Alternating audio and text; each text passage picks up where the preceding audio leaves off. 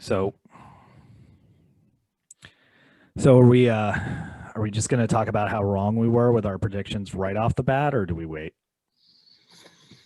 I mean, I still say that a lot of our predictions are correct. They're just not going to pay off until we get to the WandaVision, Doctor Strange and the Multiverse of Madness. I'm filing a class action lawsuit that you guys are more than happy to participate in. I feel personally gaslit and victimized by the creators of this show. I am not a victim. I am a survivor. I'm with you. I'm with you. How did I get traumatized about a show about trauma? What happened to your background? Wanda faced her reality, so out of solidarity, I'm gonna face my reality.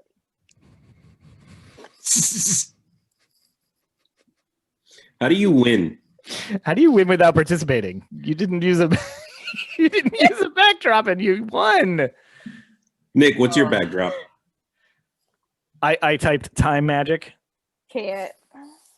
Okay. So my backdrop is the Santorum. Yes. Because the real Sorcerer Supreme. Oh. Yes. We'll talk about it. My background is the she shed that needs to be cleaned. Your reality, which is of my own creation. It's Bria's world. What is going on, folks? Ladies and gentlemen, put your hands together for the man, the myth, the legend. I didn't know where I was going with that. Yeah, is that you? Are you? You're like, do it. The man, the myth, the legend, Nick. Oh, hey, what's up? Hey. My first time being the first one. Hi, everybody. Nick is now Mike 1. Nick's Mike 1.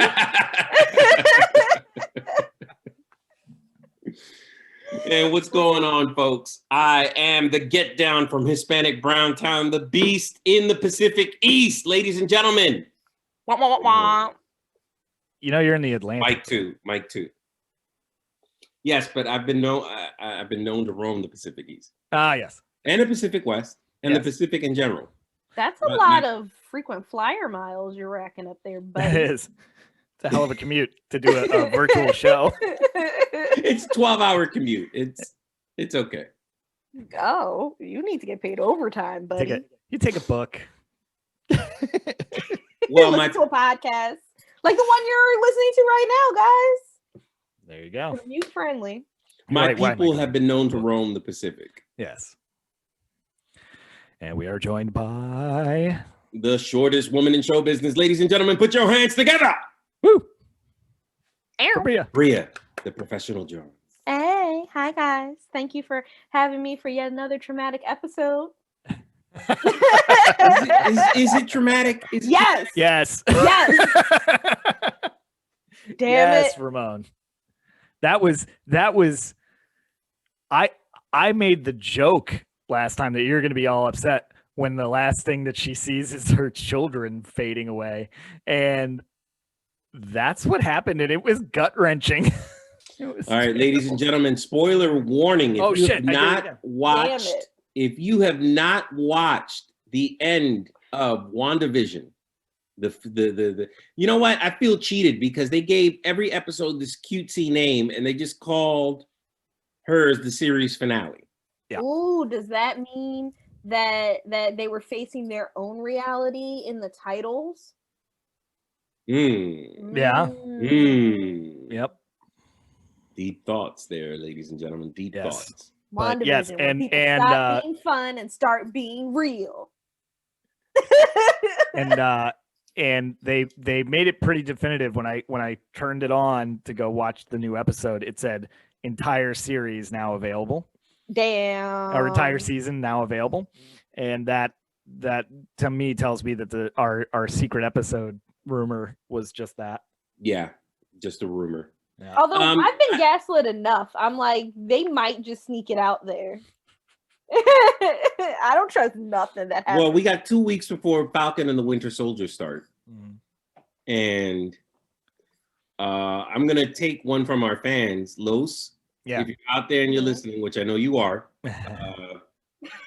I'm going down in the Mephisto train. I still say Mephisto.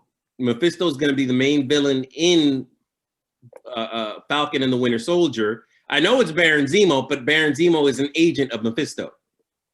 Are y'all ready? Comic book lore or no? No, I'm totally making that bullshit up. Okay. Are y'all ready for an hour of me finding a way to make sure that all of my theories are still like viable, actually possible? Are like y'all ready for that? They're just stretching it to next season. Yeah, I'm just going to make my own reality in the Marvel Cinematic Universe, and they can fight me. The first thing I want to point out is that it's called the series finale. Yes. So we're not. Okay, I did read that right. Yeah. We're not getting a season 2 of WandaVision. They have told the story pretty neatly, so yes. Yep. And I think that's an interesting way to tell stories if you're going to do these one-offs where you can explore deeper into the characters and explore. So I think Marvel's future is definitely in streaming. Yes. And I think they've stated that pretty definitively. Wait. Are we not doing news? Oh. Hold on there. I'm actually prepared. Thank you for keeping us on track. I'm actually prepared for once. It's almost like you're a production manager. Yeah. It's almost like you're the showrunner. You know what? That's crazy. That sounds like that, right? Hey guys, voice of reason. Just putting it out there. Maybe you want to keep some amount of semblance of structure. Can I go first? Go for it. Go for it. Yay! Okay. So, are y'all ready for are y'all ready? I'm ready. The world's first space hotel with bars and cinema to start construction for opening 2027. How's their COVID protocol? You know, they were more concerned with the scrolls that might be on board. They haven't quite gotten to that point. But the hotel's name is going to be Voyager Class. I feel like I watched a show that sounded like the same premise, so I won't be on board. It was an HBO show with oh god, Babylon 5. No. There was a show on HBO not that long ago about a Voyager ship that basically it was like a space cruise. It was a space cruise, but they got stuck out in space for like 9 years. And the way that I'm good on that is Hugh Laurie was in it. Yes. Okay, I saw at least the coming attractions for that. Yeah. So apparently, and you can go on their website and like you can see like all of the sketches and all that other good stuff. But it's going to be a rotating space station designed to produce varying levels of artificial gravity by increasing or decreasing the rate of rotation. And it's shaped essentially like a gigantic wheel with little bubbles. It almost looks like a Ferris wheel. Mm-hmm. And in 6 years, I can't do math. 6 years, it says it's going to be ready.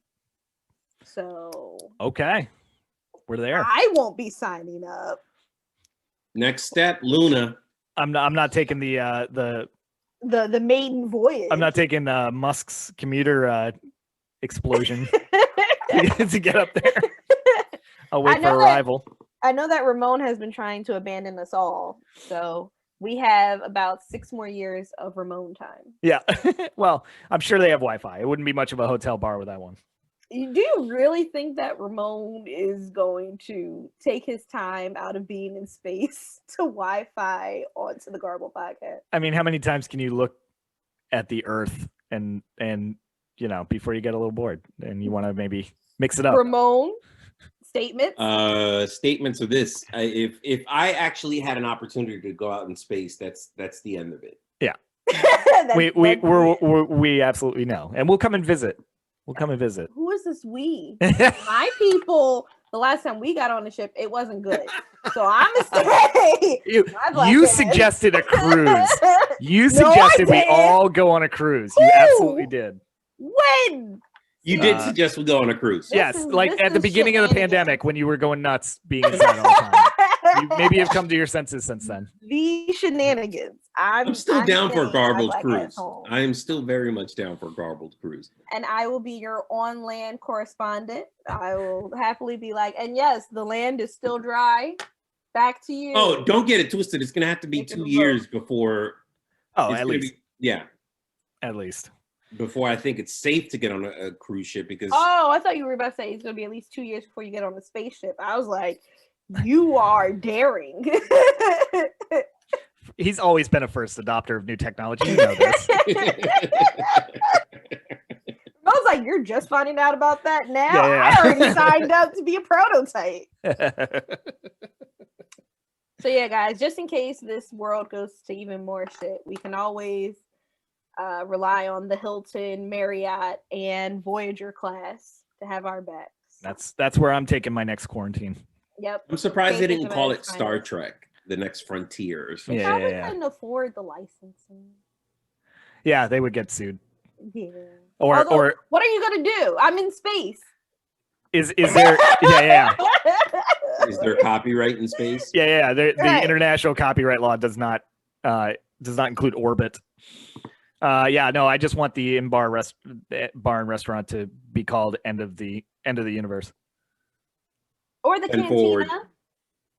No, restaurant at the end of the Cantina. universe. Yeah, I got it. That's a Hitchhiker's Guide to the Galaxy joke. Sequel, but yes. I just All want right. the bar to be called the cantina, but that's besides. Oh yeah, you have to book that band Yeah. to play the one song. Now who's worried about copyright? All right, I'll Not go me next. because I hummed it. Good point. I'll go next just because mine has nothing to do with the show. I'm just pissed.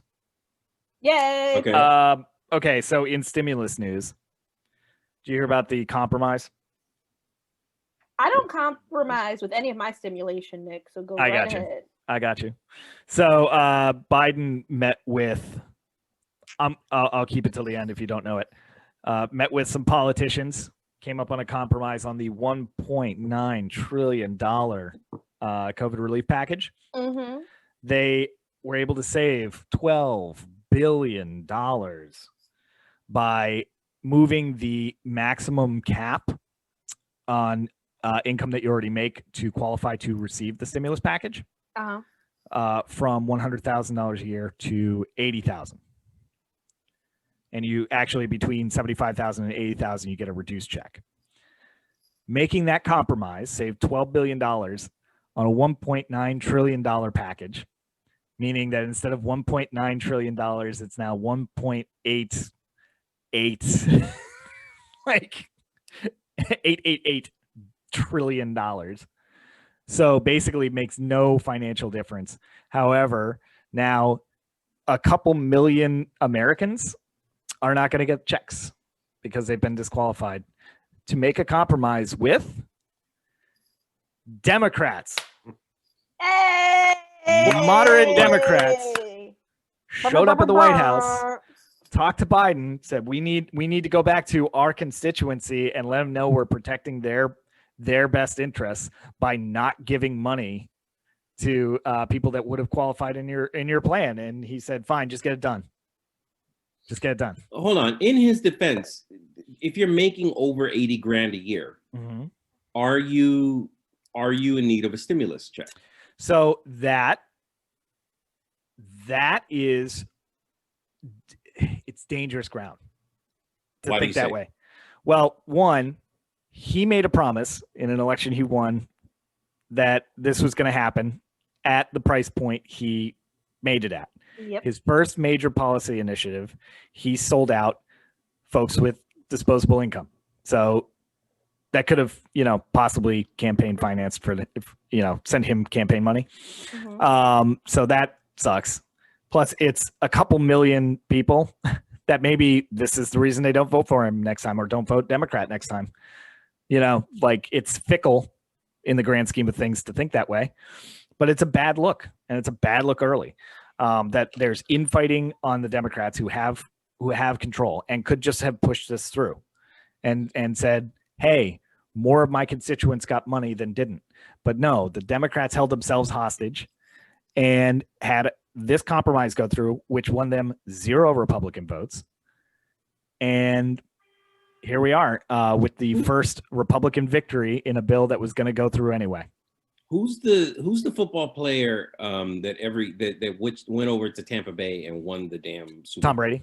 Tom Brady. Okay, so thank you. Tom Brady got a refund check Last time. Did Tom Brady really need to get a refund check? Now, or it's not a refund check, a stimulus check? It's the principle of the thing, isn't it? Like, and also, I have 2 questions, right? The money that we saved, where are they supposing that it's going to go? Right.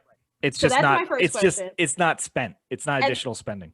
Then my second question is, aren't the stimulus checks based upon your taxes of the previous year, if I'm not mistaken? Because I know that unemployment is. It's based upon the taxes that you filed last year. Okay. So if I was making $80,000 last year, but my company went under due to COVID, I'm no longer making that $80,000. Yeah. Like, and I can speak personally, I was nowhere close to making 80,000, but I was making decent money and my entire company went under. So there is no, you're not making anything. Right. And I'm being judged based upon my previous year of income. Right. Yeah. So that's kind of shitty. Exactly. And yeah, the whole thing is, it pisses me off that the Democrats are starting to eat themselves this early in an administration, in terms of keeping promises. And also, if you're doing fine, like if you're doing well and you're making between $80,000 and $100,000 a year, right, where you're affected by this, yes, grand scheme, you're okay. You know what I mean? But were you misled, or were your concerns when it came down to it, were they just like disregarded? Is that how a voter would feel? Or would they take, like, to Ramon's point, would they take the stance that, yeah, no, that's fine, I didn't need it, make sure it gets to the people that get there? I hope people take that, but I bet they won't. And also, I think that I read somewhere where they're not decreasing, but they were supposed to up it to $400 a week for the additional benefits. The unemployment? Unemployment, yeah. Yeah, but then they decided to keep it at 300. They're not increasing it. But yeah, I believe I saw that too. An additional month. I believe that I saw that too. It's not in the article I pulled up, but that sounds right. I mean, Nick, to your point, just sounds like a bunch of finagling. I get what you're saying. You could have pushed this through without having to hamstring it. Yep. But at the same time, there is something to be said about, like, people who don't necessarily need the money receiving money that they don't necessarily need. You want that money to get into the hands of the people who actually need it, which it was going to do anyway. True. And literally, you're right. It for somebody that is making that much, and we're not going to sit here and speak to every single individual's like situation. There are people that could make 80 to 100,000 or more a year and still be in debt. I mean, there are people out there like that. But take the money part out of it. I was made a promise. The Democrats have all the tools that they need to keep that promise. Fought amongst themselves and didn't. So for this bill, yeah, it's money for people that maybe don't need it. Maybe it's not as crucial. That is just being taken off the table, and it's a compromise that they had to make with themselves to get anything through this narrow margin in the Senate. So what's the next bill look like, I guess, is my major concern. No, I get your point. You're saying, why the hell are you guys fighting with each other this early in the game when there's bigger things that need to be fought over? Yep. I get your point. And that's one of the problems that I've always had. And this is why I'm a registered independent. You could almost say it was a good compromise, but there was no one that they needed to compromise with but themselves. Right. My whole thing is, I just want to know where this money's going. If you tell me that, okay, we saved X amount of money and this is what we're going to do with it, that's a little bit more tolerable. But to just go, yeah, we're saving money. Okay, why do we need to save money? oh, just because we had to save it. You're literally telling me nothing. Yeah. You What want you're to see the telling me receipt. I is get it. that that's probably being funneled into your pocket, and You could have because you saved haven't given $1.9 me- trillion by stopping the production of the F-34 Hornet. Yeah. That's part of the defense spending, but we're not going to, you know, like, or the tanks that we buy every year and then we wheel them out into a desert in Arizona and just let them rust because we don't need them, but we still have the contract. And there's so much wasteful spending that's not even the thing, but that's a whole nother conversation. So let's get it back to Cardi. Give me my receipt. Yeah. Where my receipt at? okay, let me get through my news story. Yeah, let's do that, and then we can do WandaVision, because everybody that tuned in for WandaVision is like, all right. hopefully getting some good news. But let's get to it. Potential Go, warp drive. Nick Hey. shared this story with me. A potential model for a real working warp drive. So two researchers, let me get their names correct. Alexei Bobrik and Gianni Martir have written a paper describing their ideas for a warp drive and have published it in the IOP Classical and Quantum Gravity. It functions similar to the Alcubierre warp drive, which is a concept that was developed by Michael Alcubierre in '94. He envisioned a spacecraft that basically would contract space in front of the vehicle while expanding it behind the craft. It's basically the warp bubble from Star Trek. Which I'm down. So what you're saying is that could reduce your space commute by how much? It would allow you to travel faster than light without breaking the laws of physics. So if you were to run into New York traffic, what would that convert to? If you turned on that engine in New York, yes, it would turn into devastation. Okay, then I think it would be like that Bruce Almighty scene when he just parts all the traffic, except there would be death. New Yorkers are like, that's still better than gridlock. That's fine. I'll take it. I'm actually doing math in my head where it's like you could get from New York to Los Angeles in less than a second. Yep. Meanwhile, you can't get from one point in LA to the other point in LA in less than like 3 hours. Right, even with that engine. Yeah. It's like, how am I still hitting gridlock? This is warp speed. Yeah, it is, but it started sprinkling rain and nobody knows how to drive in the rain there, so they all pulled over. Yeah. We all have warp speed, Elliot. Gosh. Oh, and sorry, that was a southern LA. Yeah, that's a Los Angeles joke right there. That's an LA joke. Bum, bum, bum. All right, let's get to WandaVision, because there was a lot of theories that we had. There was a lot. One of the things that we didn't really talk about was her children last week. Yeah, they kind of came in at the end, which for series canonically, that's correct. So once again, spoiler alert, if you haven't seen the last episode of WandaVision, we're going to be talking heavy about it. So you may want to turn this off until you do, and then come back to us. But come back to us. Yes. Please. So yes, we've given them enough time, right? Yeah. So yeah, find your remote. Come on. So yes. So the children that was I think that was our biggest one. And like I said, I made a joke about it because I knew it was something that could happen, but no, right? Because we want Mephisto. And Mephisto. I'm so mad. Okay, wait a second. So just pointing it out there, Mephisto is not proven not to be here. He wasn't proven not to be in the area, nor was he not proven that he wasn't Hayward. Yeah, no. I mean, okay, if there was no definitive proof. If there was a season 2 of this, then I would go with you on it, and I would hold out hope. But we don't even need a season 2. This could be, we could flash to this in the movies, right?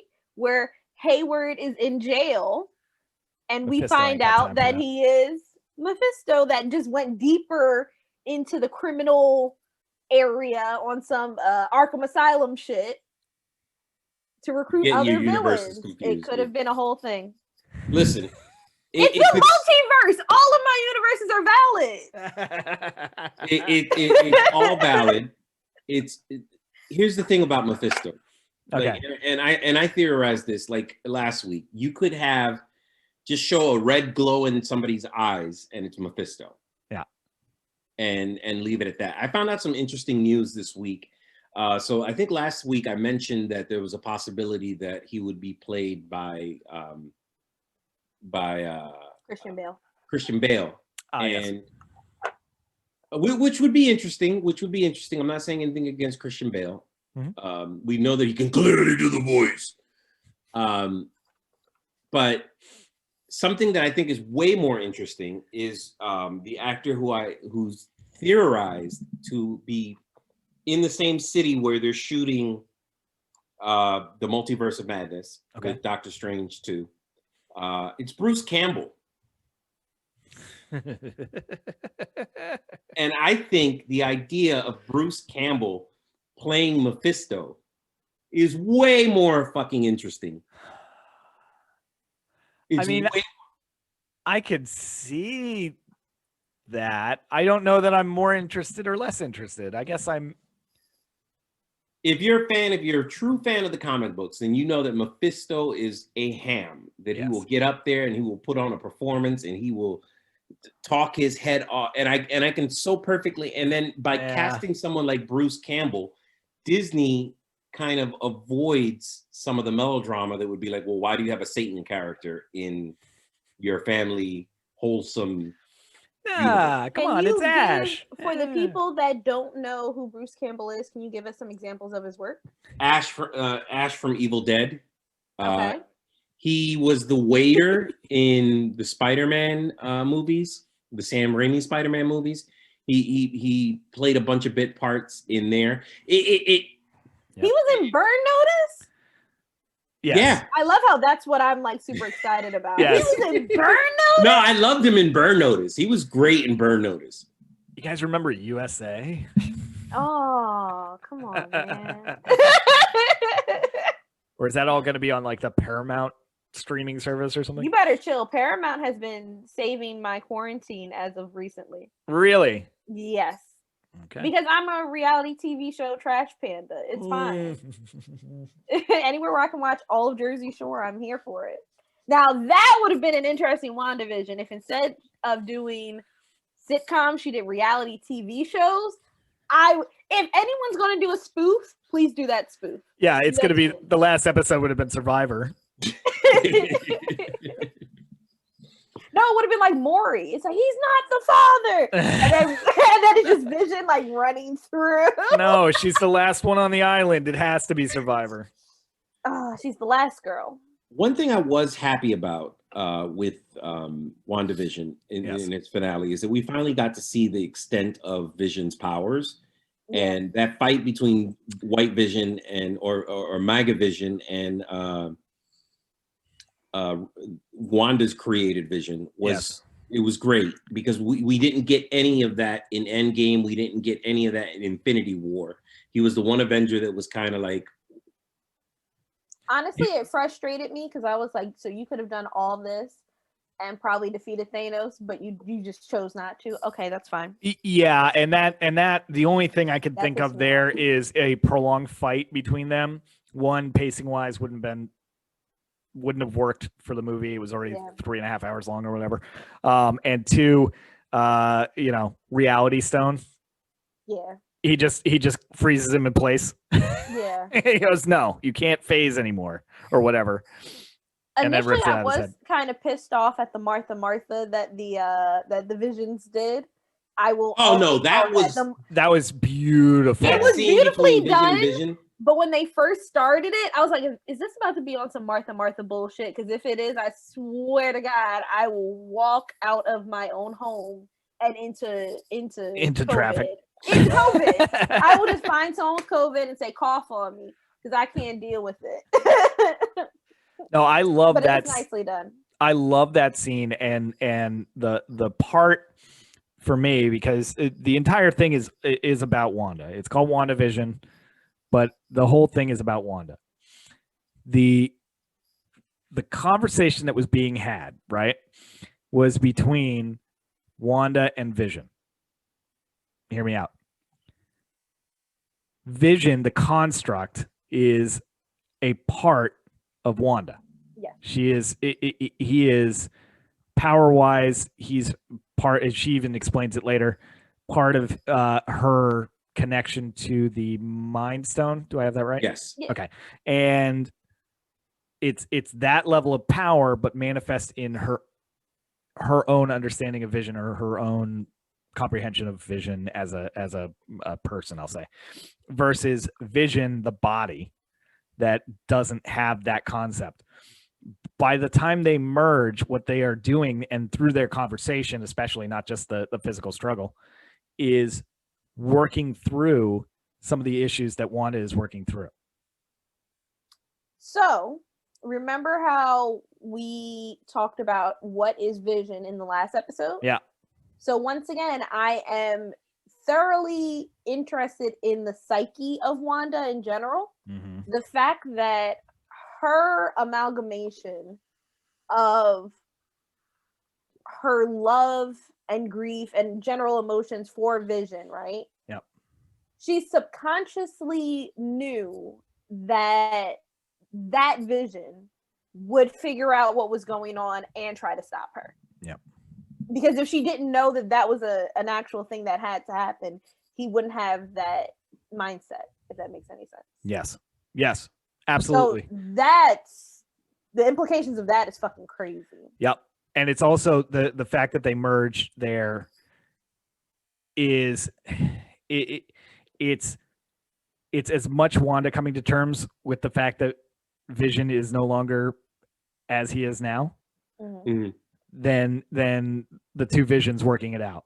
It's so much more. It was brilliant, especially watching the thought process. It's a little like when Vision was talking to Ultron.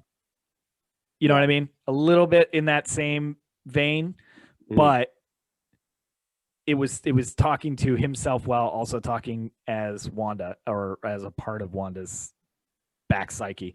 It was part of the healing process of that episode, which was, or at least the acceptance part of the healing process in that episode. And I thought it was brilliant, especially since they're in a library. I mean, it's the Mind Stone talking to itself through Wanda.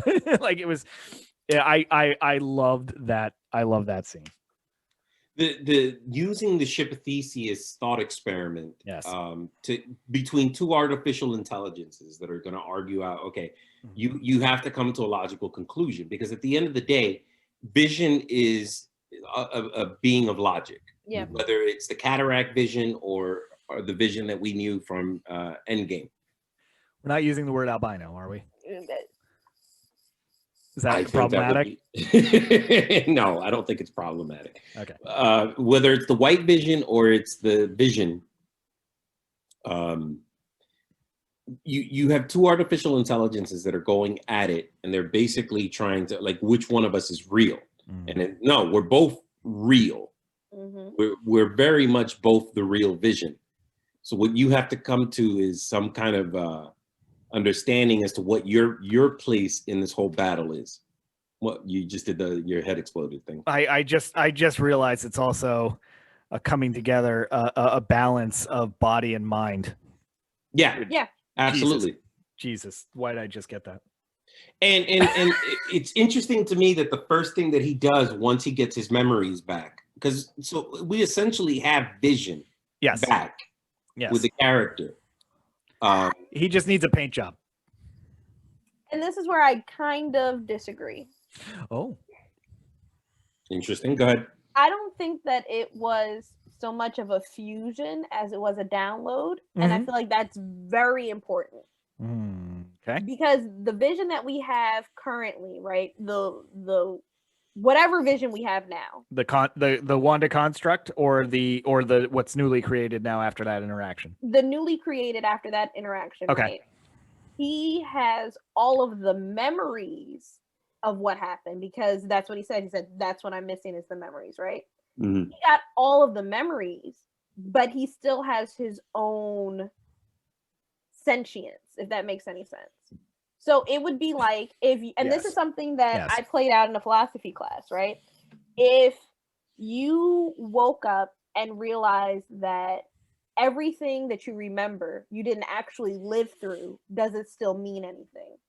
Yes. And that's what Vision has to figure out now. He didn't live through any of that. This is the memories of what his first iteration lived through. And it's his choice how he reacts to that data. And it'll have influence on his actions, maybe on a subconscious level, if that's possible for this level of intelligence. But it'll affect things. But he is his own person at that point and making his own way through the world. Because if this is our Vision, right? If we got our Vision back, he would have never left Wanda to fight the witch by herself. Yes. He instead chose to leave to figure out to work on his own shit. Yeah. And that's a healthy response. That's a healthy adult response. It is, and it gives us so much room in the Marvel Cinematic Universe now, because now we have a Vision completely separate from Wanda, and what are the implications of that? And what effects will it have on Wanda should she encounter said Vision, because she doesn't know that he exists yet. No. And I thought it was interesting, if we could skip ahead for a second, towards the end when Wanda is having that final conversation with the Vision construct. Yes. Where he's like, I started off as a voice. Yes. Beautiful dialogue, man. Yeah. I cried. I cried little bitch tears. I was hyperventilating. I was like, why can't I talk to girls like that? Because you don't have a black turtleneck, Nick. That's I can get one. Is that all that's holding me back? That's all that's holding you back is a black turtleneck. I just need to go to the Steve Jobs outlet. Steve Jobs was smooth. He was. So he moved a lot of units, if you know what I'm saying. So if you take in the dialogue, and it's interesting that some of the most human dialogue in this whole series is delivered by the android. Yes, but you know what? You cannot not use Paul Bettany. Is that his name? Paul Bettany. You cannot use Paul Bettany and not have him deliver amazing dialogue, just because of his delivery and his enunciation is just it's a masterclass. Do you know how old that guy is? No. He just turned 50. Okay. You a lie. No, I'm not. I'm not. That man is Mephisto. He's Mephisto. No, the actor, not Vision. Exactly. The actual actor is Mephisto and has just been playing all of us. So I say, I started off as a voice. Yes. I became a body. Yeah. So who's to say that you won't see me again? Something to that gist. And no. And this is what's even better. The last line is, who knows what I will become next, which I feel like is even more beautiful because he's fantasizing about who will he become separate from Wanda. And then he says, we may say hello again. Yes. And that is fucking beautiful. And hopeful. Yeah. And hopeful. And it was just great. Now they did. Now I don't know if you noticed this, but when the movie theater at the end, the movie theater that they take, I went. There's an Easter egg here. Let me. Tannhauser Gate, and they've thrown references to Tannhauser Gate before. Tannhauser, for those of you who don't know, Tannhauser Gate was the port where Rob Batty's character in Blade Runner, he says that he's seen all these things, and all these things that he's seen will disappear when he's talking to Deckard's character. All these memories that I have will no longer exist once I'm gone. They'll be washed away like tears in the rain. And it's another reference. Another beautiful line. It's a reference to his humanity. Like, you made me human to the point where I'm indistinguishable from you. You made me so human that you can't tell me apart. And the only thing that you did was limit me in my lifetime.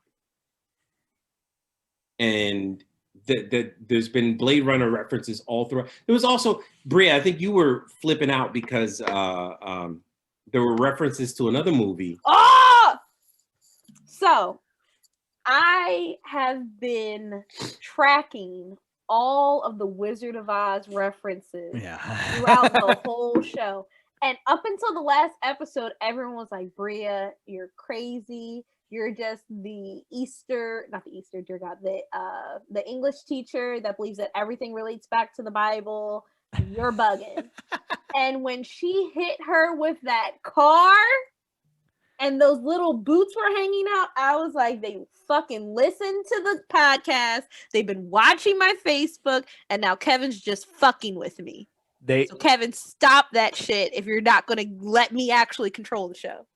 I laughed so hard the second I saw the boots, and I imagined that Agnes. Yes. I imagined Agnes would like suck in Wanda as like a fake and have the boots roll back just to fuck with her before she counterattacks. So do you think that so no, that's a lie. I was about to say most.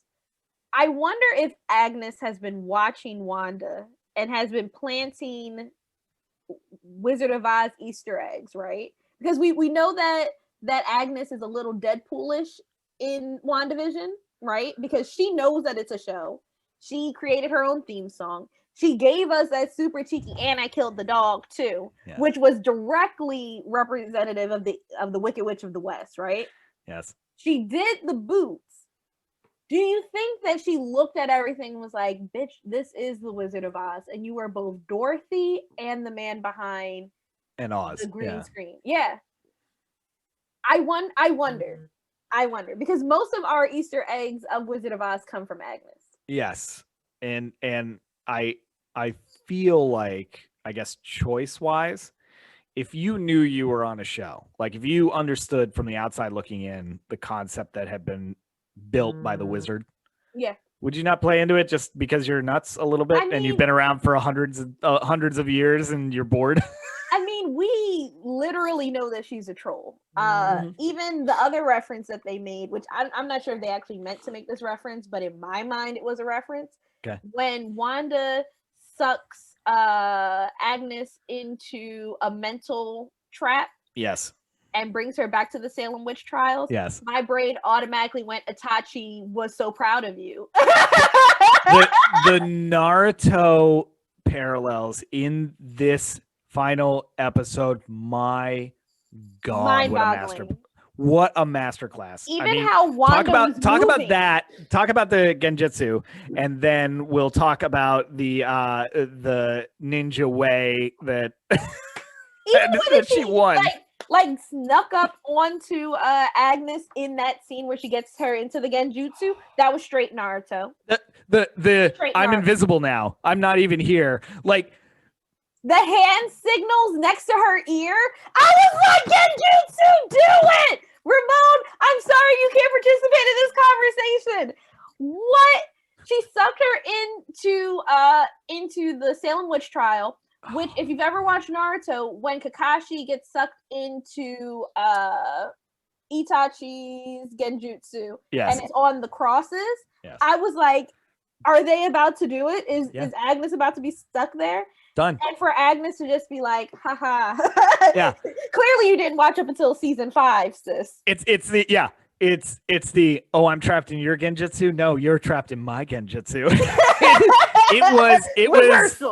It was the two brothers fighting in their own mindscape 100%, but done in reality, like live action and correctly. So if anybody's looking to reboot anything live action that is an anime, that's how you do it right there. You just make it a little bit more real and set it up a few episodes before.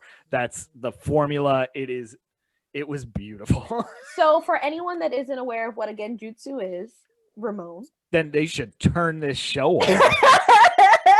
I'm kidding. Keep looking and keep listening. Is essentially like a mind house, and time moves very differently there. You can transport someone to their memories, to a completely separate universe. It just depends on how powerful you are. and you essentially control everything within that reality. So the fact that Wanda was able to put her in a genjutsu to begin with is fucking crazy. Mm-hmm. And the fact that Agnes was able to hit her with the Uno draw four reverse was fucking amazing. So I love the logic on that. The fact that she could do it, she did that in her first moment. It's where she gave Tony Stark his vision of the future that they used 6 films later or whatever. Yes. So that's an old technique that she knows. The problem is she has never come up against another magic user, because this is part of the reason, part of the function of the show is bringing magic more into it, as a universe that they can play with, or as a skill set that they can play with, I guess. And so she hadn't gone up against somebody that can use it. I think, and the way it played out, she did catch her by surprise. She did catch her in that mindscape. Yeah. She did start manipulating things. I think Agnes's reaction at first was yes, it was legitimate and she felt it. But like any good fighter, you get hit with a move, you figure out the counter, you execute the counter, and now you're back in control against an inexperienced fighter.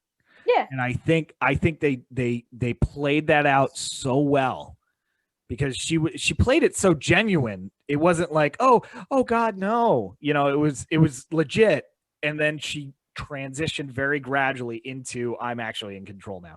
So I love the pacing, the style choices, the everything about that individual scene was amazing.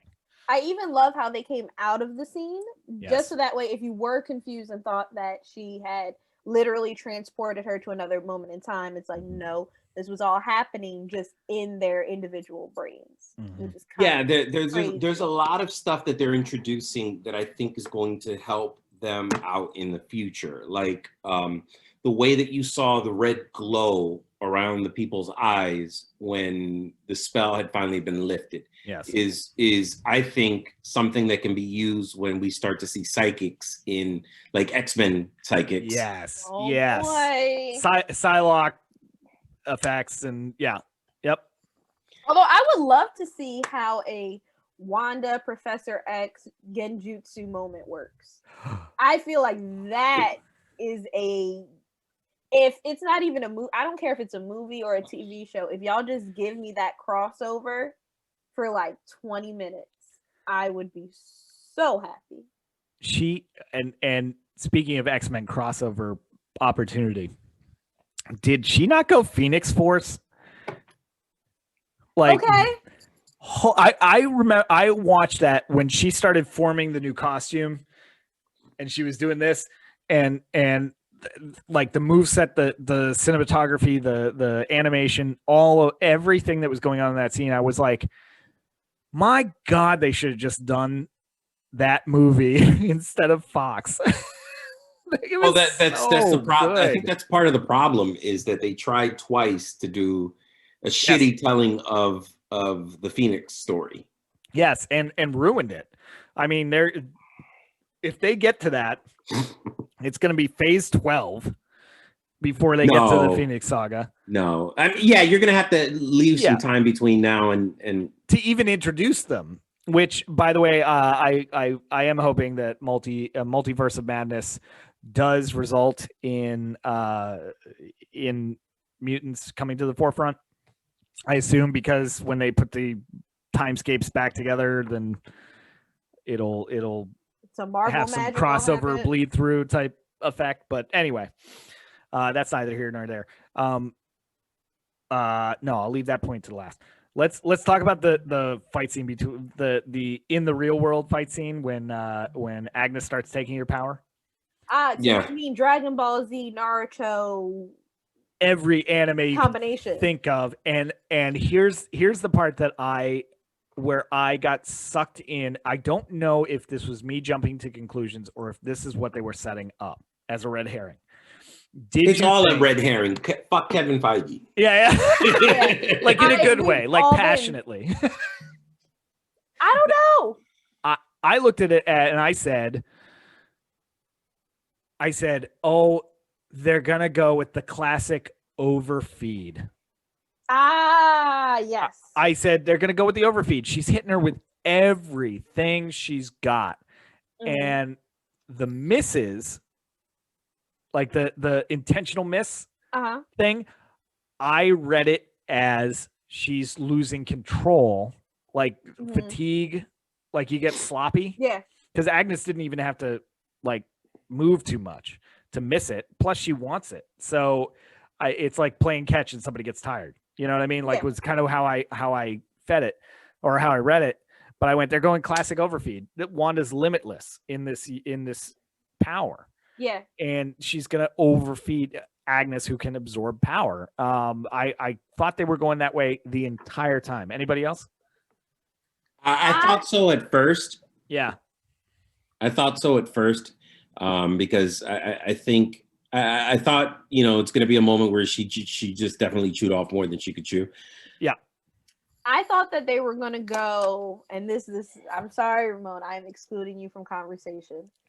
I thought they were going to go Naruto tapping into Nine-Tail Fox chakra, has to get rid of all of that like initial magic that she has to tap into like the true chaos magic.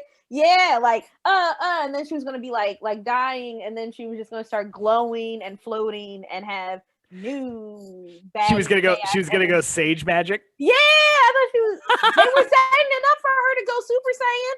I was like, "Yep, she's gonna scream out of frustration, and it's just gonna be game over, GG." But I like the way they did it better. I love the way they did it because that was shuriken paper bombs all day. Well, that was shooting exam level 1. Yes.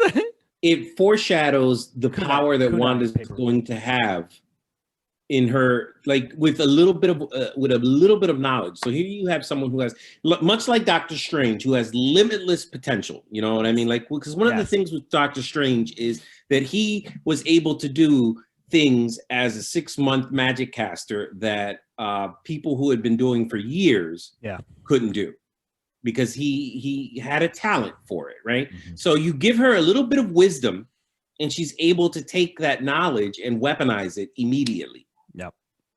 And in the process, understand her own flaw is inexperience and lack of knowledge.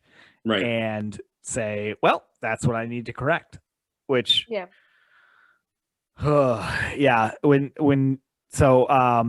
gonna shout out a YouTube series, content creator, Carl Smallwood.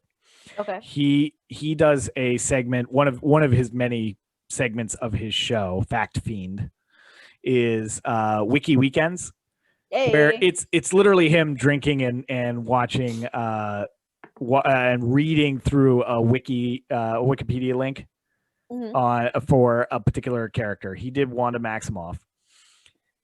She is absolutely the most powerful comic book character that exists. It doesn't matter who you put her up against. Like his segment on Wiki Weekends is like a 10-15 minute segment, and this was like 28 minutes because he couldn't get to the bottom of her powers. So I love thought experiments, right? I love playing what if in my brain. Yep. And one of the thought experiments I did recently was, what if you could take a character from DC and put it in the Marvel universe, and what would the implications of that be? And I landed on lawsuits. Yes. But I landed on Raven. Oh yeah.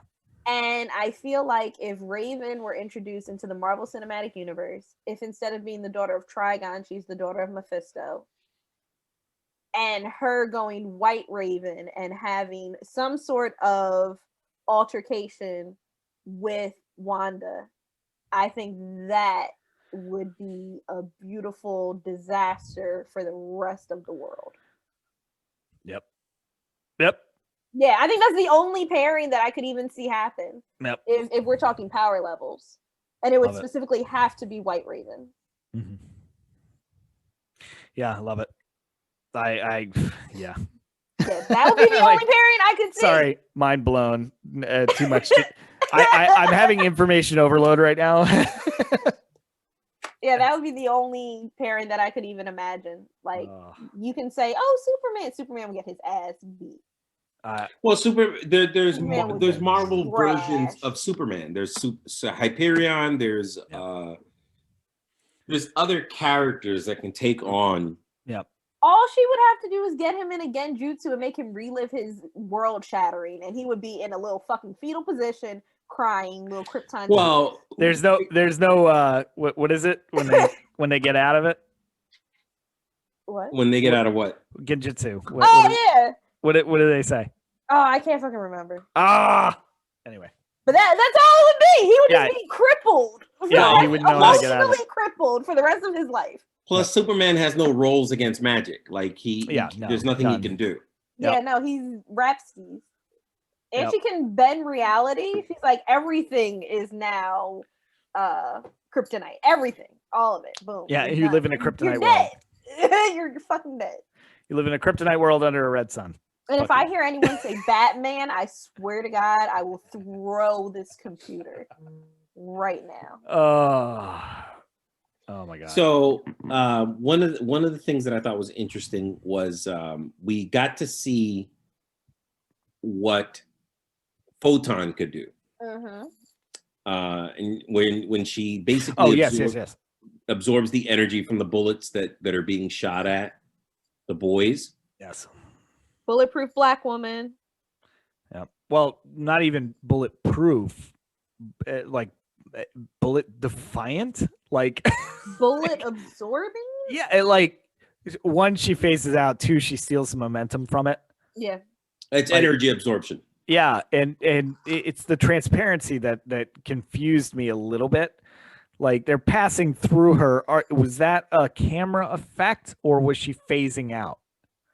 Like, did they want to demonstrate what a bullet would do or not do to her, or is that essentially what she is doing? Is phasing out of existence while stealing it, stealing the absorbing the momentum? It might have been a camera effect. I also think that they tried to keep it as nebulous as possible, so they could really flesh out what they wanted her to do in the next movie.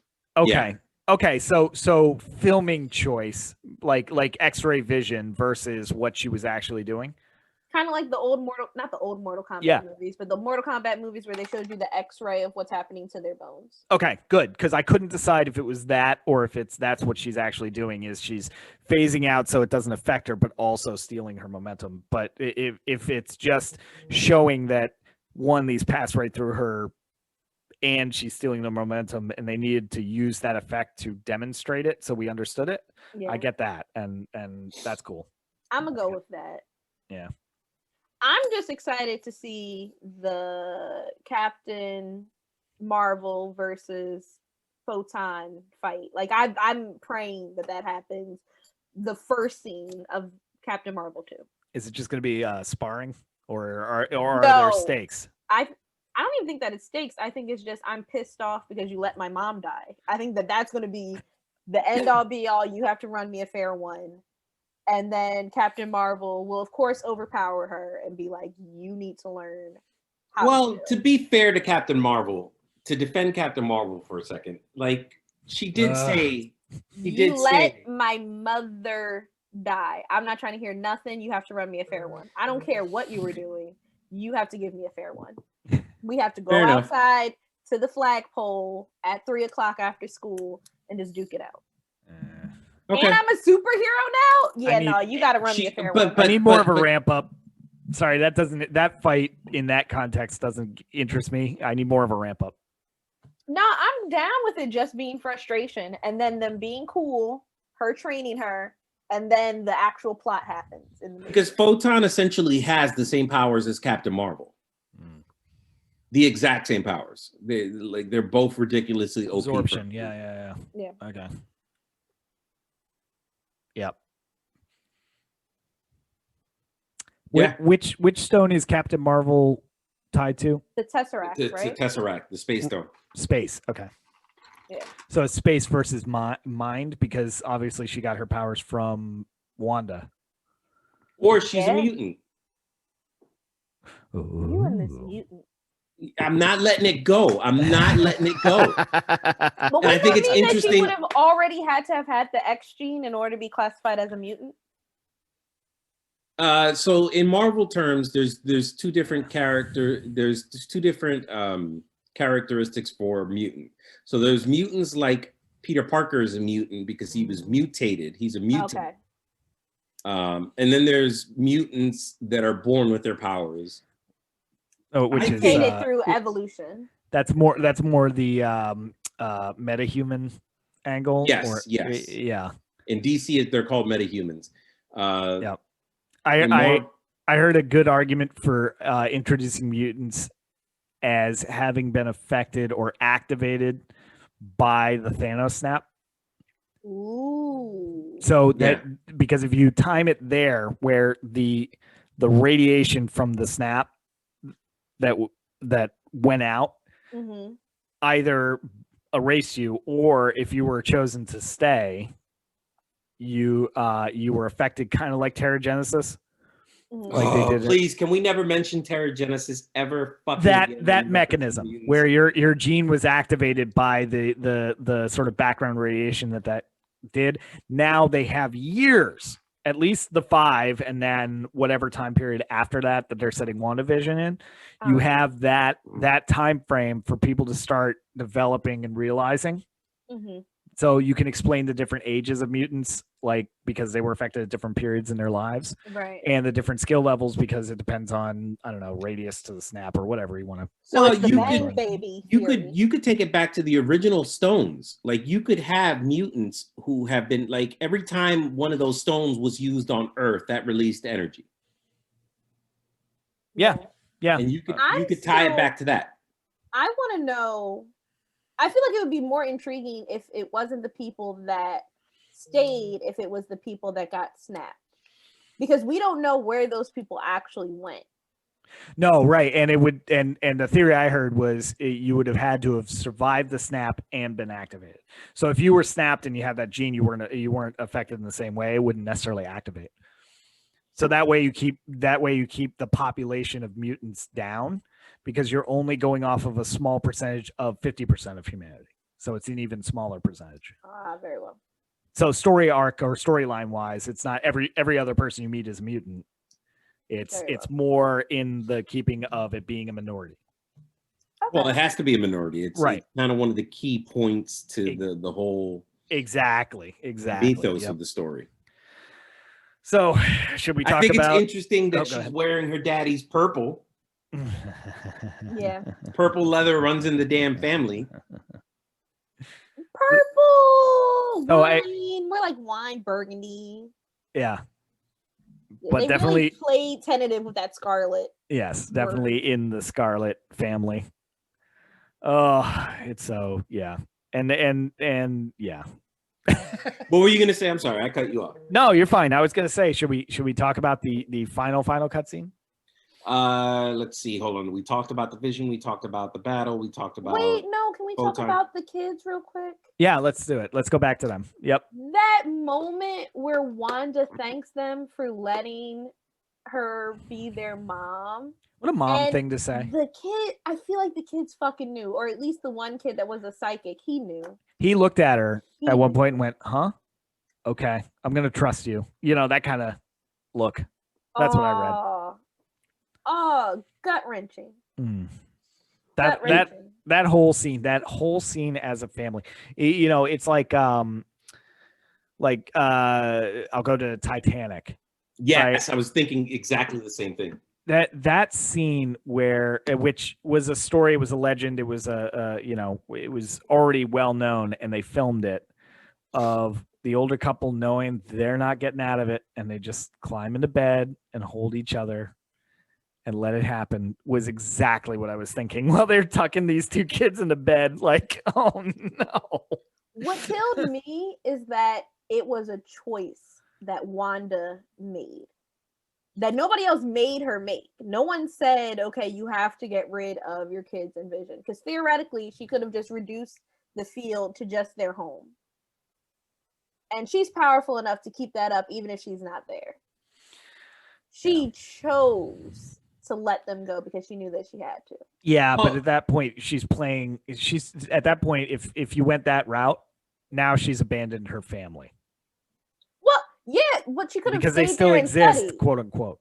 But she could have stayed there and like what I'm saying is, if she wanted to escape, if she wanted to keep up the ruse, if she wanted to hold on to these people, there were choices that she could have made in order to keep that there.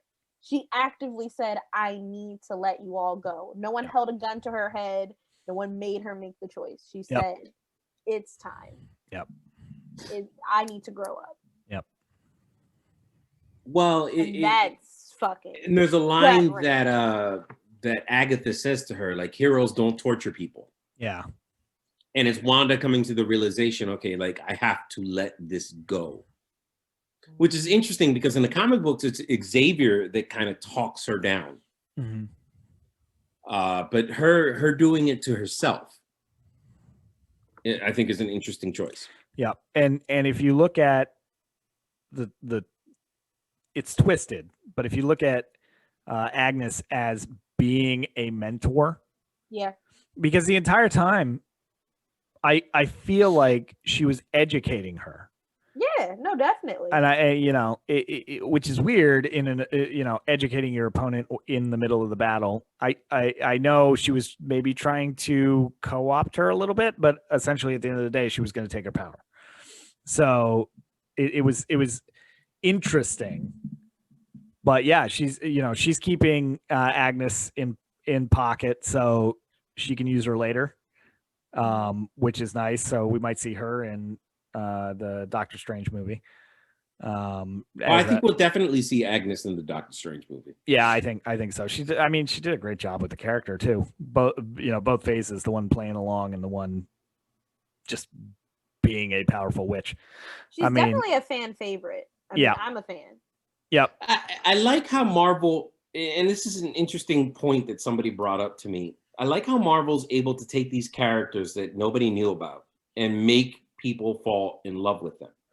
And it was brought up to me as a point for how you could introduce characters of diversity without actually having to take characters that are already existing and make them diverse. Sure. Yeah. Honestly, nobody knew who Agnes was. Agnes could have easily been whatever color you wanted her to be. And I have no problem with how she's depicted in this show whatsoever. I think that the actress that they chose was fucking amazing. Yep. But if they had chosen someone who was Asian or Black or Latin, it would have made not one difference. Nope. Well, the point that the person was trying to make to me was that they were saying you can introduce new characters of color without having to take old characters and make them people of color. Mm-hmm. You know what I mean? Instead of forcing diversity on a character that's already existing, you could just make a new character. Like Photon, for example, has always been Black. Mm-hmm. Yeah. And she's a fan favorite. You were telling me about your one girlfriend who went out and bought comic books for her kids because of Photon. Yeah, it's beautiful. She is a Black woman and she has two twins. Hey, Brianna, if you're listening, shouting out the twins. But yeah, they weren't really interested in comics, not seriously. Watched this show, fell in love with Photon, and now have bought like all of the Photon comics and are rewatching all of the Marvel movies to prepare. And that's beautiful. But that's what representation does. Yep. It can be annoying for some people, just to try to figure out how to do it right. But when you do it right, you open yourself up to so many new people being interested in your content. Yep. Absolutely. Yeah. And I think we're definitely not done with the twins. Like there's definitely there in the comic books. I've said this before, in the comic books, the twins are a fractured piece of Mephisto's soul. But they didn't go that way here. At least not yet. At least not yet. Yeah, you're right. Yeah, it could happen later. I want to strangle the shit out of Kevin Feige because he basically, one of the things that a friend of mine made, he made a really excellent point. He said that this show was not meant to be binge watched. It was meant to be watched week to week. So that you could develop these theories that we've been talking about. Yes. And so that you could have these conversations. And no, there wasn't this huge payoff. No, we didn't see Mephisto yet. Or did we? Or did we? Ooh. Are we going to find out? We didn't. Yes, we did. We're not letting it go. Oh no, I'm not letting it go. Looked at the camera and winked. Especially not with that cutscene. Now we can talk about the two end cutscenes. Okay, well, let's do them in order because I realized I jumped one. Okay, so at the end of the cutscene, we get Monica Rambeau. Yes. Photon. Yep. Pulled aside by an agent of S.H.I.E.L.D. Basically, hey, they want to have a conversation with you in the movie theater. Was she S.H.I.E.L.D. or was she FBI? I thought she was FBI. That's a good question. Was she faking as a FBI agent or a SWORD agent? Yeah. I think the fact that they said that to her, they want to talk to you. Yeah, she was wearing a badge that I thought was FBI. I have to go back and watch it. Yeah. But I immediately read S.H.I.E.L.D. Gotcha. From it. Okay. And she pulls her into the movie theater, and that's where the whole Tannhauser Gate thing was. It was in the movie theater. They walk her in, and she shapeshifts, and we find out that she's a Skrull. Yep. And that Nick Fury has basically been watching this whole situation. As he always does. As he does. And he's aware that she's on the outs now of SWORD and that he wants to have a conversation with her. Poaching talent. Always good. Good move. And if you don't think that Captain Marvel was in that room when that decision was made, and I was like, oh yeah, this is going to be great. She wasn't. Isn't that? I think she was. Now, she's constantly on the other side of the universe, like kicking ass in indescript ways. Is she constantly post Thanos snap? Yeah. Because if she had been closer to Earth, the Thanos snap would have never happened. Yeah, but if she had been closer to Earth now, she would have just gone and intervened and we wouldn't have had a series. Or would he? I think one of the things... There's a lot of questions. There was a point that a friend of mine made to me, and he's like, and I think it's a valid point.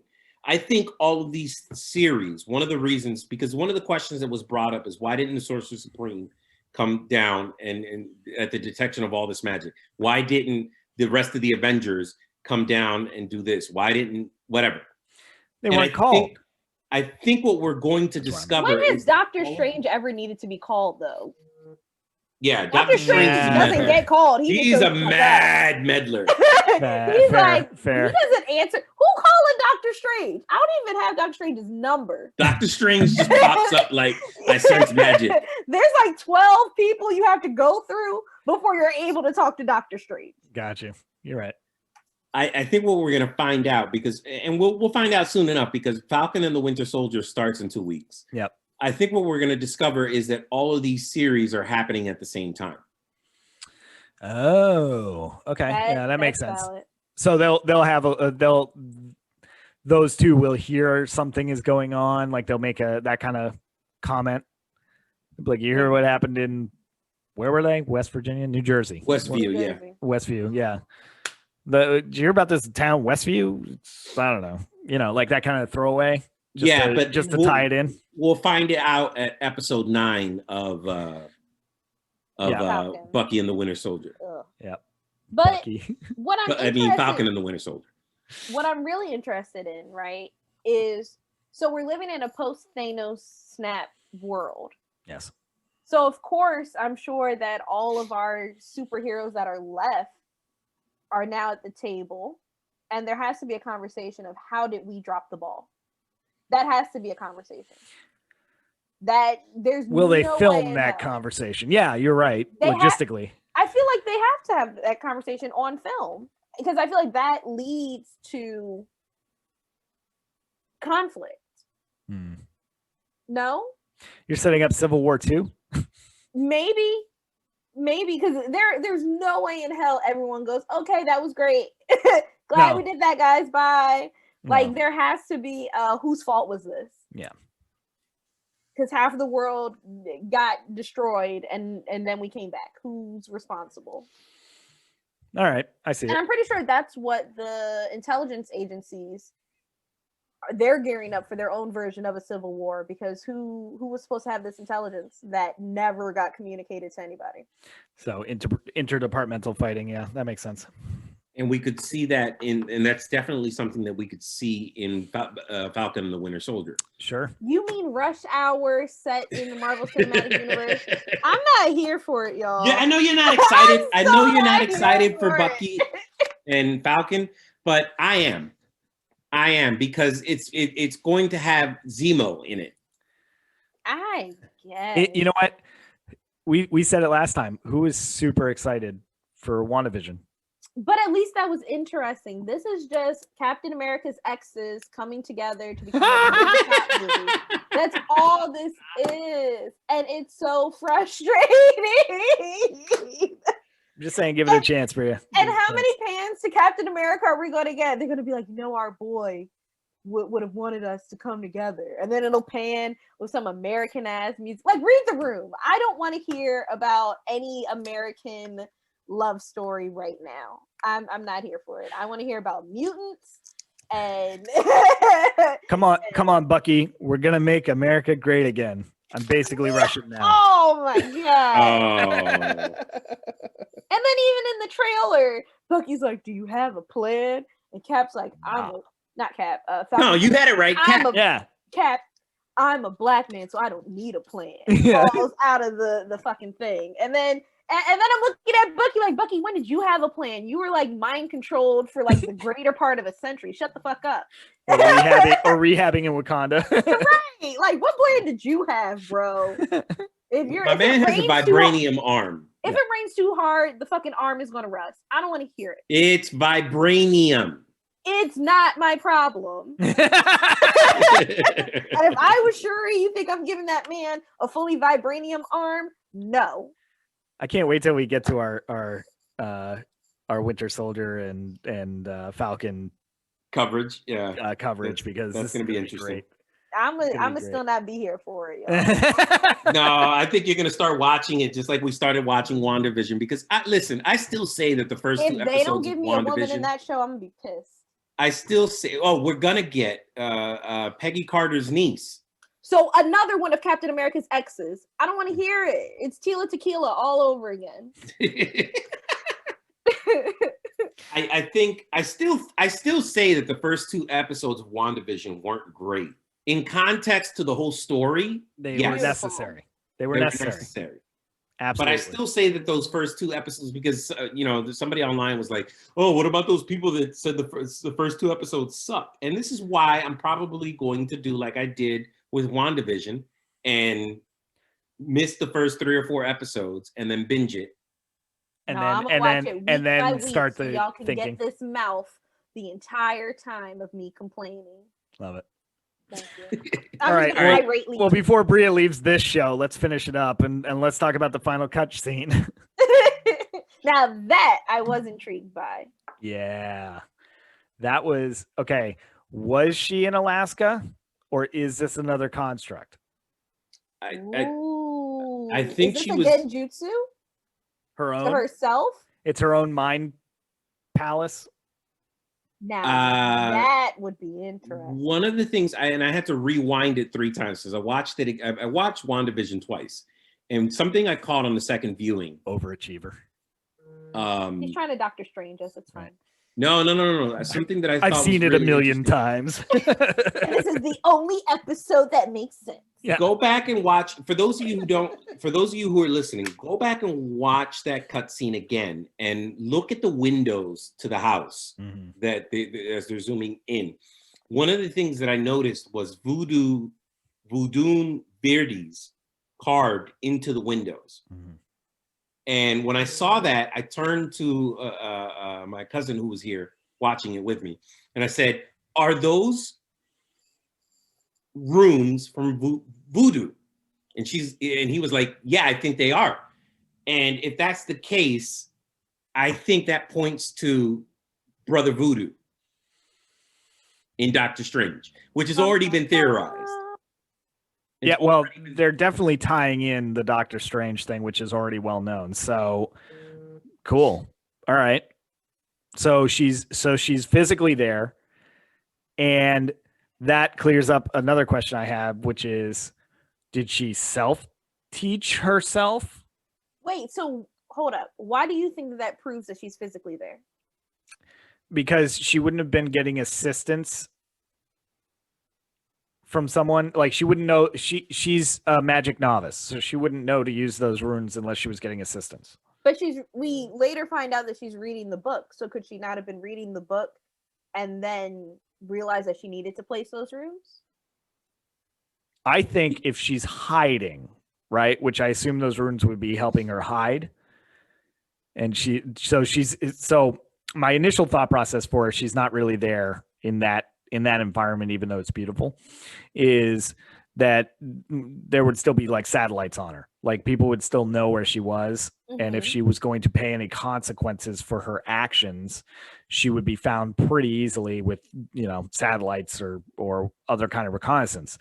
So if she's using runes to hide her presence, which is why she was only sitting on the porch and not just fully inside the house or just wandering around when we saw her, then she's under protection, and she wouldn't know that protection spell unless she was getting assistance. Does that make sense? Oh, so you're saying Jericho is helping her. Yes. Okay, I'm with it. Yes, she's getting assistance. And who gave her the book? She took it from Agatha. Yeah. Oh, that was the same book? That was the Darkhold. Which okay. All right. I missed. I didn't realize it was the same book. I thought it was just a Doctor Strange book. I read it as she disappeared, whether into her own mind or into a physical realm. She started teaching herself, came across a chapter because she knows that she needs runes. Like, she knows it because that's how she defeated Agatha. And picked it up really quick. Yeah, she came across a chapter or went looking for a chapter for protection, hiding, and to make sure that only her magic was the magic that's able to be magic, and then placed those runes. That's how I read it. Okay. I don't think that she's receiving help right now. Okay. Because I don't think she knows who she can trust. With the exception of Doctor Strange, she doesn't really know any other magic users. Has she met Strange? Like, she has met Strange. Okay. Post. Oh, right. Giant free for all battle. Right. Yeah. Yes. Yeah. I think her studying, just like Doctor Strange was studying, points to the one of the things is this: she's studying the Darkhold. And she's so new to magic, she doesn't know. Like, Agatha warns her and tells her, you don't know what you're doing. You don't know what you're unleashing. And she doesn't know that the Darkhold is a book not to be read. I was about to say, did anyone else feel a little bit more ominous when she was studying like Doctor Strange? Like, when we saw Doctor Strange studying, it's like, oh, this is cool. When she was doing it, I legitimately got goosebumps and felt creeped out. And if I'm not mistaken, like the magic around her, you could see, like, I think I saw voodoo beardies carved into. So I think she's tapping into darker magic. Yes. Well, darker magic, because voodoo in itself is not dark in the real world. But in this reality, just to be clear, the darker side of magic, the less known magics. Right. Forbidden magic, basically. Yeah, there we go. The forbidden magics. So the thing that got me about that final image myself was she also had the multiple arms.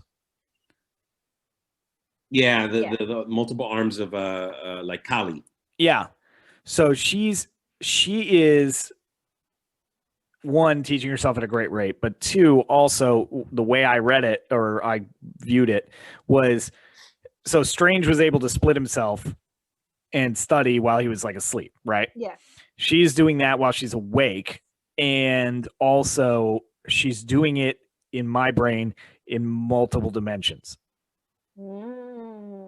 Right, because Wanda is a nexus point. Right. So she's not only learning on this plane, she's learning in others. Which would make sense as to why we find out that she can hear her twins calling for her. Well, calling for help. Yes, in a different dimension. Yeah. So I think she is tapping into so many different things. And if it and I'm not saying it's beyond her to be self-taught on all these things, but it does feel like she maybe is getting assistance, especially for hiding and especially for figuring out what the best method to quickly learn as much as she possibly can would be. I think there needs to be more experience there, kind of like how she was gaining experience. She was absorbing what was being taught to her by Agnes. So, not to bring Raven back up, right? Go for it. But so we all want Mephisto to be a thing, right? We do. So there's an episode in Teen Titans. I'm not sure if it's in the comics because I wasn't that much of a comic nerd back in the day, where Raven encounters a book, and the book is like sentient, and it guides her to learn certain spells that she wouldn't naturally want to learn or know that she should be learning. And we find out later that the book was sentient because it was a demon that was captured into the book, and it winds up being a whole thing. So what if Mephisto is subtly guiding her to learn magic the way that he would want her to learn magic? I don't know the realm of his powers. So I'm a new Marvel fan, but what if that's the level of magic that he has? So Ramon, is the Darkholm a Mephisto Horcrux? No, that's the question. Yeah, the Darkholm is forbidden. I mean, the pages are carved out of human skin. Sweet. Yeah, crispy. Gross. Okay. So cool. Well, some of the pages. So this who is made it? Huh? The Who made Darkholm? the Darkholm? That's a good question. Nobody knows. Oh. So if they do say that Mephisto's the one that made it, that could lead it to be his Horcrux. I like it. Could Done. be. Done. Nope. We solved it.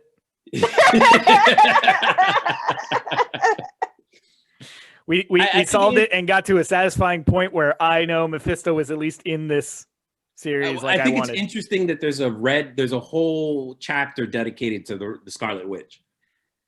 Yeah, which I guess, so does that imply and did they mean like prophecy wise, or did they mean Wanda? Like, is the book writing itself as it goes? Could I be. was confused on that. I know that according to this cinematic universe, the Scarlet, because Agatha says it, you are more powerful than the Sorcerer Supreme. Right. So remember how you just said that Wanda is a nexus point, that there always has to be a Wanda in every reality. I wonder if that also goes for time, if that makes any sense. So if there's a whole chapter dedicated to the Scarlet Witch, would that not mean that there had to be iterations of the Scarlet Witch prior to Wanda? Yeah. I always took that as yes.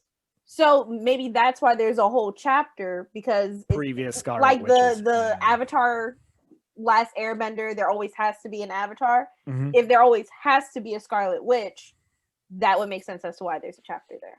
Gotcha. And it's just about finding them. My question is, how many other colors of witches are we going to encounter? Because the mom, no, but seriously, the mom also had a bluish crown, yeah, when she casts magic. Agatha does not have a crown whatsoever, but she's purple. One of the things that I appreciated was that they made everybody's magic color different. Like Doctor Strange's colors, it's an orangey tinged magic. Mm-hmm. Same with Wong. So that's his house of magic. It's different schools. Yeah. Yep. So there was a blue, there's a purple, there's a red. And when they get together, they form Captain Planet. There you go. They form White Raven. Oh, and it'll be Don Cheadle, which is amazing because he's already under contract.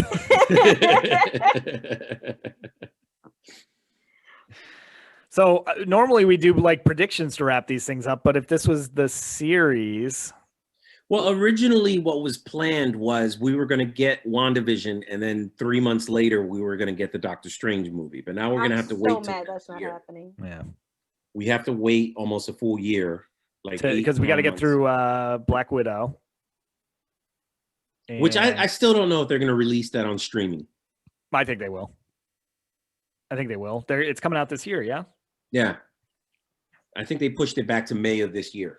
I'm just saying, if we all wore our masks, I could watch the Doctor Strange movie in 3 months, but we didn't. So this is the price to pay. Here we go. Bree is getting political again. Now to bring up the economy. Yeah. Nick, bring up stocks. Yeah. Go. How much did insurance rates in Westview just go up? Oh, no lie. And this is a point that we didn't touch on. I was super pissed that she didn't just fly away when all of the townspeople turned on her. I was like, bitch, you can fly. Why are you just standing there? Because she doesn't need to run. Right. Like, what are you doing? And then also, I'm super happy that they didn't make all the townspeople suddenly forgive her. I am so happy. Like, no, Wanda, you have to live with that guilt. Yep. You have to go into yourself, perhaps literally, and deal with that. Well, I think she's free of any criminal charges because we know that Haywood kind of orchestrated some of this. Yes. I'm going to say this for the last and final time. What criminal charges are you finna give a damn near omnipresent being? What are y'all finna do to her? Yeah. You can't call on Doctor Strange. We already said that's a no-go. Captain Marvel is definitely a civil action. Definitely civil action. You just sue the hell out of her. What you gonna get? What does she own?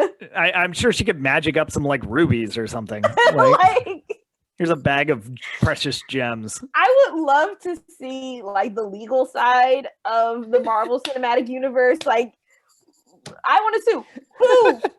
You're gonna sue Hulk? Okay, good luck. Oh my God, that is opportunity for fan fiction where you just do courtroom dramas based on superhero collateral damage. Yeah, you could do that on YouTube tomorrow, and it would be amazing.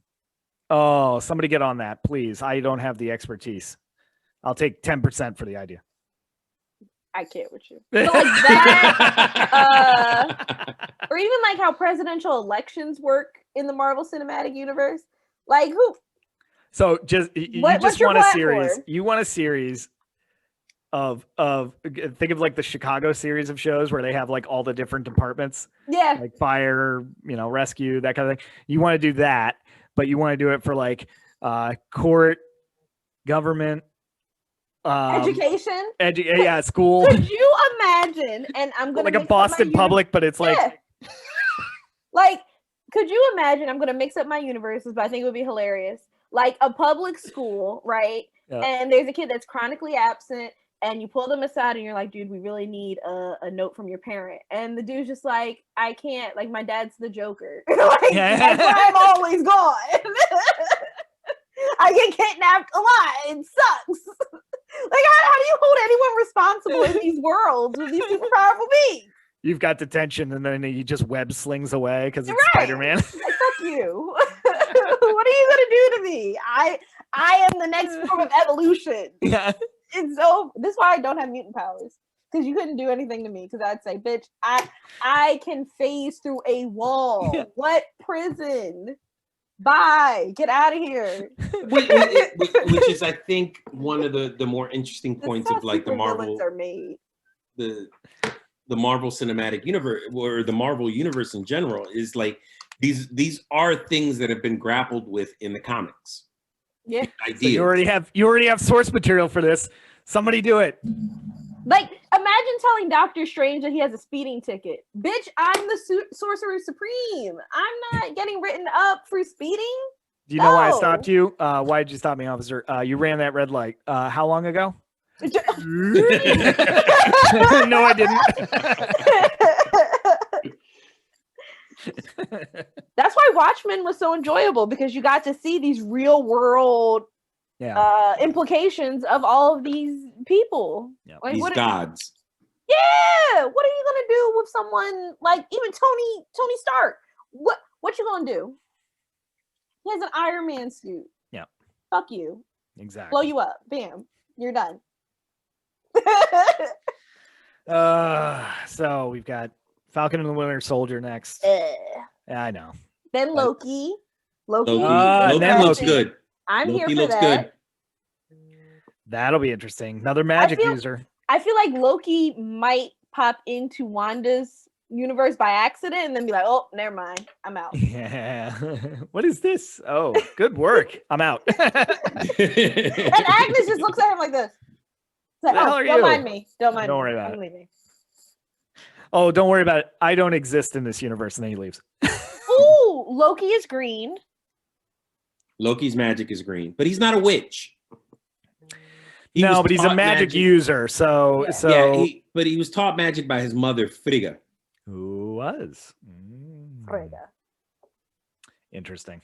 So then what does that make Frigga? Is she not a witch? That's what I mean. She was technically. Yeah, I mean, so he's a or witch. whatever the Asgardian word for that is. So he's a witch. He's a warlock. Mhm. He's there. It's gonna be good. It's looking bright. It's looking bright for this new type of format for them. I mean, they did it with like Agents of Shield, and they had the But they were disappointing. yeah, and Agents of Shield was campy, but I mean that's Coulson, right? I mean it was Philip Coulson's world at that point. But when you go into your like Luke Cage and oh god, the other one's Daredevil, Iron Fist, and Luke Cage. what's her name? Damn it, Jessica Jones. Jessica Jones. Jessica Jones was amazing for a season. For a season. For one season, that show was actually Jessica Jones season 3 was good too. I couldn't. Not as good as one. Not as good as one. Wow, yeah. And two was a sophomore slump that was tough to get through. But I think that Marvel may have looked at that data and been like, okay, so all of our stuff should probably stick to being one really good season. And there's talk now about rebooting all of these shows. They're talking about figuring out how to reboot Daredevil, and one of the things that's being toyed around with is whether they remain canon or whether they're going to be the original series. Yeah. Well, to be honest, with this multiverse of madness, everything can be canon. Is canon. Yeah, exactly. Everything's on the table. Yeah, in terms of what direction they go with. Yeah. Well, if they reboot it, I hope they do Iron Fist right this time. And yeah, that'll be cool. But yes, I think they learned a lot from doing those 5 series. Ooh. I think they learned a lot from it, and I think it's showing in like how they're doing WandaVision, and we'll see on the other 2. But it's looking good. If they reboot Jessica Jones and make Mr. Purple a magic user. Like studying from the same school that Agnes did, and that's why his power was fucking crazy. That would be kind of cool.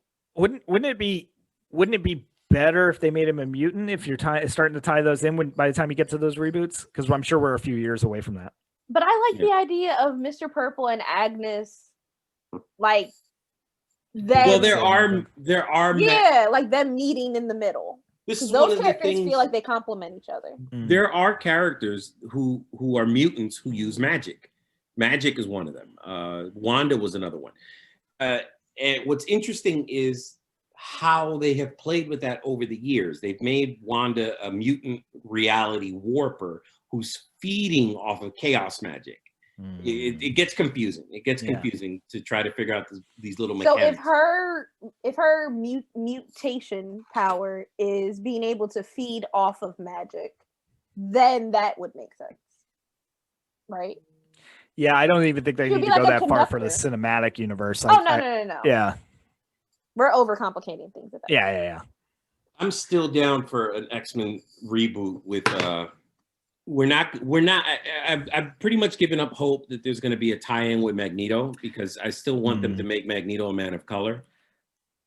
Just make him Danny Trejo. I keep telling y'all that's all that we actually need in this world. No, I'm telling you, go with the Rwandan genocide and make. I like the update. I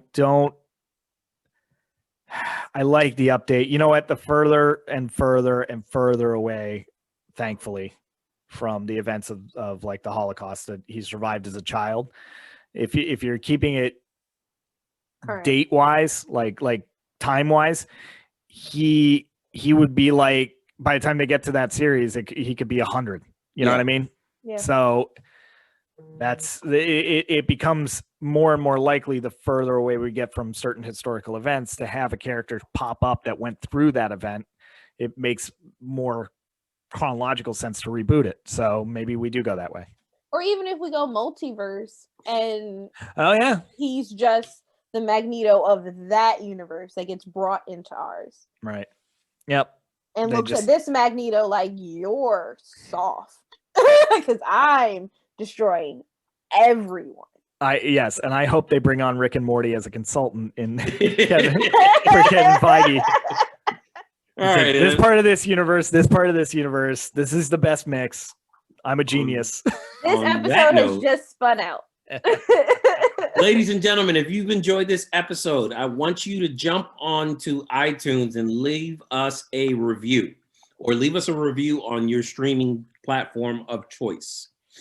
If you've enjoyed this episode, then you can check out other episodes on whatever it is that you're streaming us on. Mm-hmm. We're now available on Audible. Very cool. Very cool. Very, very cool. We're available wherever it is that you stream your music. You can check us out on Facebook, Instagram, Twitter. There hasn't been a lot of action on there. This was actually supposed to be on Instagram Live, but we kind of decided that there was a whole episode here. So, but yeah, there's more of that coming. Just stay tuned, because the Garble Podcast is kicking off its 4th season, and this season promises to be more than the seasons before. We're going multiverse in this bitch. Not just multi-screen. Yes. Well, hey, multi-screen is a good start. That's true. There we go. All right, That's true. folks. Later. Later. Bye.